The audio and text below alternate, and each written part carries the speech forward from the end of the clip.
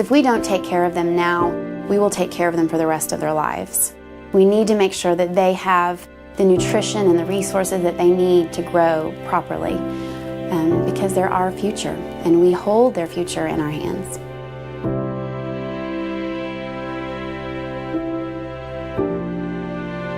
We are there at the very beginning as a safety net, not as everything to the families that we serve, but as a safety net to help them get through a difficult time, at a crucial time, critical time in their baby's development.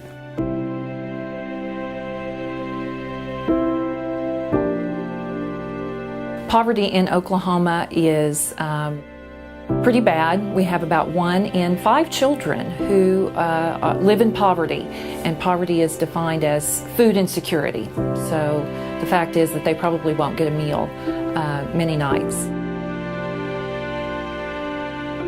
We feel like it is unacceptable for any child to go without food, and the mission of Infant Crisis Services is to provide emergency supplies for children: food, formula, diapers. We are the only food pantry exclusively dedicated to babies and toddlers in Central Oklahoma. Clients can go to, families in need can go to other food pantries in the community, but they don't have formula, they don't have diapers, they don't have the baby food. We see right now probably 50 to 60 to 70 kids a day. I think that was our latest record, was 70 plus children in one day. So it's a huge number of children who are coming through our doors. That number just keeps growing. As the economy has been in a downturn, we see more and more babies coming in. Last month, we helped 1,200 babies. But we know that we are only scratching the surface of the need that's out there. There are so many more children who could use our services. So the need is increasing, it's growing, and the demand for our services is growing. We've gone back and looked at our numbers, and frankly, over 40% of our clients only use our service one time. So we know that it's working. I came to work here because I really felt the need to give back to the community. I was a stay-at-home mom at the time, and I had a 2-year-old, and every day I was able to put him in the finest of clothes and take a little wipe and clean his tennis shoes off before I would send him to his Mother's Day out. My dad left, and my sister and I were left with my mom, who didn't have a very high-paying job, and we struggled, and it was hard. And 30 years later, I was a single mom with 2 little girls, just like my mom.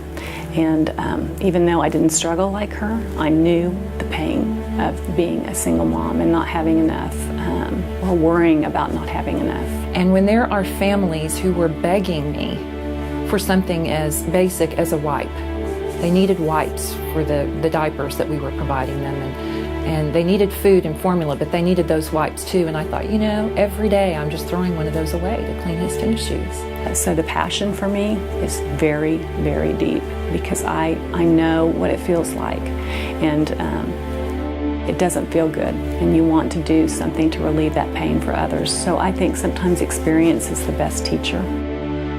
When you can walk in those moccasins, you feel like you might be able to help. It really hit home to me how important the work here that goes on. And I know that every day that we're open, that there's a child that's going to be fed. Every day that we're open, there's a child that's going to have a dry diaper to wear to bed that night.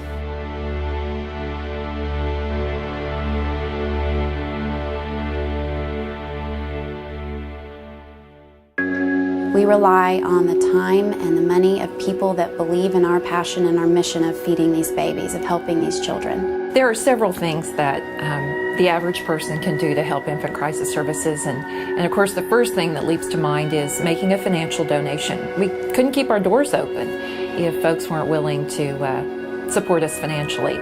We could not possibly do what we do here without the help of thousands and thousands of people over the last 25 years. It has taken a village. We also love donations of in-kind goods. We have lots of groups who like to do fundraisers for us of formula and diapers and have those kind of drives for us, and we love that when those in-kind goods come to the back door.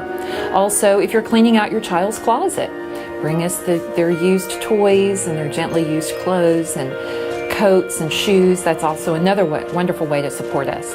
And finally, we couldn't do it without volunteers. Our volunteers are the backbone of our mission. They are the backbone of our organization.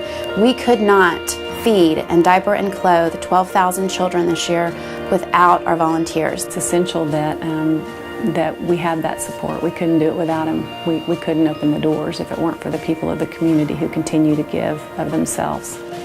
It's not right and it's wrong that these children don't have enough, that they don't have the resources, that these families don't have the resources to really care for their children in the right way. And it makes me so happy that Infant Crisis Services is here to help them, to provide that for them, to be a part of their rescue.